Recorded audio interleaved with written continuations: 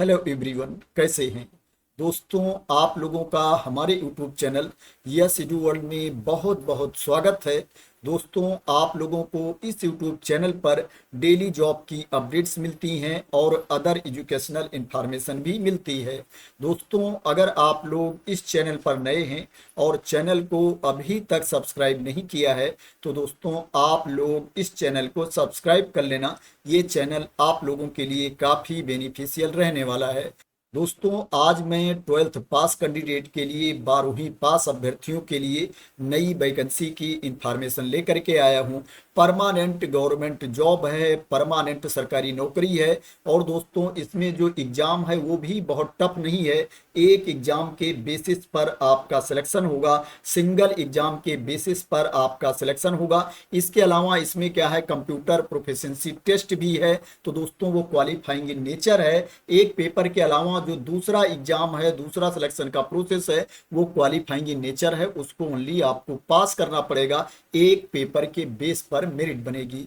दोस्तों, मैं आप लोगों को वैकेंसी की इंफॉर्मेशन पर लेकर के चलता हूं और बताता हूं ये वैकेंसी कहां पर निकली है और कब तक आप इसमें अप्लाई कर सकते हैं। दोस्तों, ये जो वैकेंसी निकली है ये CSIR AMPRI के अंतर्गत वैकेंसी निकली है। इसका फुल फॉर्म है, पूरा नाम है advanced materials and process research institute. इसके अंतर्गत वैकेंसी निकली है। ये CSIR के अंतर्गत आता है और जो CSIR है वो केंद्र सरकार के अंतर्गत आता है। दोस्तों, इसमें एप्लीकेशन ऑलरेडी स्टार्ट हो चुका है। जो एप्लीकेशन की लास्ट डेट है 17 मई 2025 है। 17 मई 2025 तक आपको ऑनलाइन मोड में अप्लाई करना है। फीस पेमेंट की भी लास्ट डेट 17 मई 2025 है। इसमें एग्जाम के बारे में अभी इंफॉर्मेशन नहीं दी गई है। एग्जाम डेट के बारे में बाद में इंफॉर्मेशन मिलेगी, आपको बाद में उसकी इंफॉर्मेशन आएगी।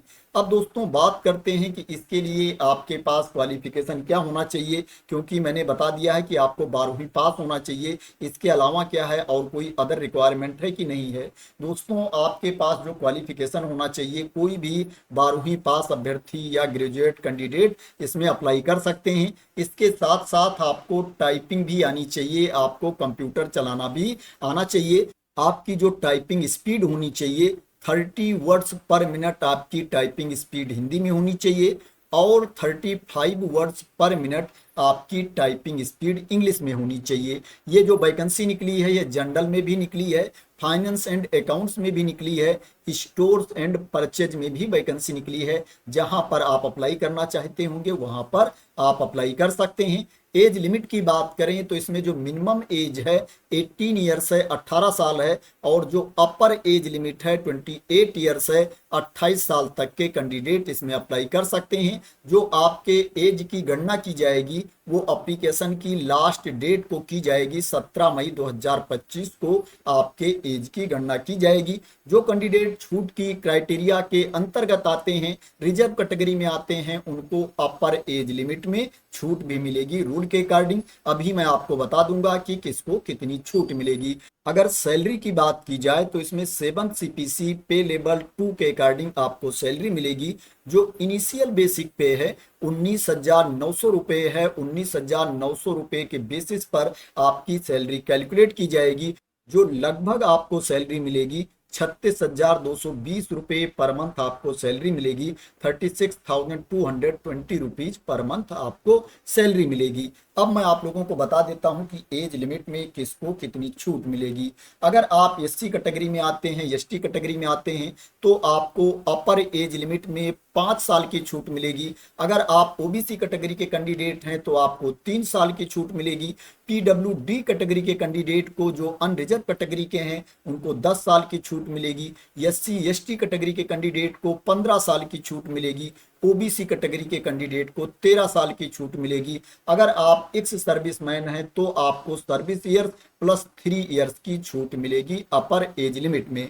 अब बात करें इसमें आपका सिलेक्शन कैसे होगा, तो इसमें रिटन टेस्ट होगा और टाइपिंग टेस्ट होगा, कंप्यूटर प्रोफिशिएंसी टेस्ट होगा। उसी के बेसिस पर आपका सिलेक्शन किया जाएगा। टाइपिंग स्पीड के बारे में मैंने आप लोगों को ऑलरेडी बता दिया है। अब एग्जाम पैटर्न की बात करें, सिलेबस की बात करें तो इसमें क्या है, आपके दो पेपर होंगे, पेपर 1 एंड पेपर 2। जो पेपर 1 है ये क्वालिफाइंग इन नेचर है, इसको ओनली आपको पास करना पड़ेगा, इसका अंक मेरिट में नहीं जोड़ा जाएगा।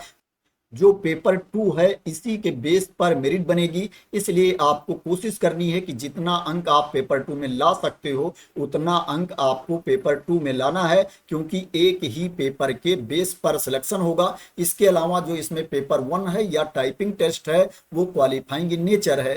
दोस्तों यहाँ पर एक कंडीशन भी है कि जब आप पेपर 1 क्वालिफाई करोगे, पेपर 1 पास करोगे, तभी आपका पेपर 2 चेक किया जाएगा। अगर आप पेपर 1 नहीं क्वालिफाई कर पाओगे तो पेपर 2 आपका नहीं चेक किया जाएगा। पेपर 1 के लिए कितना क्वालिफाइंग मार्क्स है, मिनिमम कितना अंक आपको लाना पड़ेगा, ये सिलेक्शन कमेटी के द्वारा डिसाइड किया जाएगा। अगर मोड ऑफ एग्जामिनेशन की बात की जाए तो आपका एग्जाम ओएमआर बेस्ड भी हो सकता है और कंप्यूटर बेस्ड भी आपका एग्जाम हो सकता है। इसमें जो आपसे क्वेश्चन पूछे जाएंगे वो मल्टीपल चॉइस क्वेश्चन आपसे पूछे जाएंगे, बहुविकल्पीय प्रश्न आपसे पूछे जाएंगे। जो आपका क्वेश्चन होगा वो हिंदी में भी होगा और इंग्लिश में भी होगा, इंग्लिश लैंग्वेज के प्रश्नों को छोड़ करके। जो आपके एग्जाम का स्टैंडर्ड होगा 12th लेवल का आपका एग्जाम होगा, 12वीं स्टैंडर्ड का आपका एग्जाम होगा। इसमें जो प्रश्न आपसे पूछे जाएंगे टोटल 200 क्वेश्चंस आपसे पूछे जाएंगे, 200 प्रश्न आपसे पूछे जाएंगे। उसके लिए आपको 2.5 घंटे का टाइम दिया जाएगा। अब बात करते हैं कि पेपर 1 में आपसे कितने क्वेश्चंस पूछे जाएंगे, कितने प्रश्न पूछे जाएंगे, उसके लिए आपको कितना टाइम मिलेगा। पेपर 2 में कितने प्रश्न पूछे जाएंगे।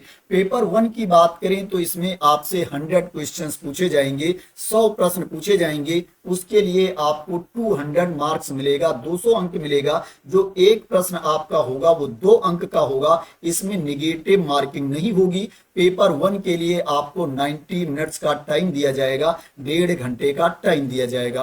पेपर 2 की बात करें तो पेपर 2 में भी आपसे 100 प्रश्न पूछे जाएंगे, 100 क्वेश्चंस पूछे जाएंगे। जनरल अवेयरनेस से 50 क्वेश्चन पूछे जाएंगे, उसके लिए आपको 150 मार्क्स दिया जाएगा, 150 अंक दिए जाएंगे। जो आपका एक प्रश्न होगा वो 3 अंक का होगा। इंग्लिश लैंग्वेज से 50 क्वेश्चंस पूछे जाएंगे, 50 प्रश्न पूछे जाएंगे, उसके लिए आपको 150 मार्क्स दिया जाएगा, 150 अंक दिए जाएंगे। एक जो प्रश्न आपका होगा वो 3 अंक का होगा, इसमें निगेटिव मार्किंग भी होगी। अगर आप किसी प्रश्न का गलत उत्तर देते हो तो एक गलत उत्तर के लिए 1 अंक आपके काट लिए जाएंगे, 1 मार्क आपका डिडक्ट कर लिया जाएगा 1 रॉन्ग आंसर के लिए।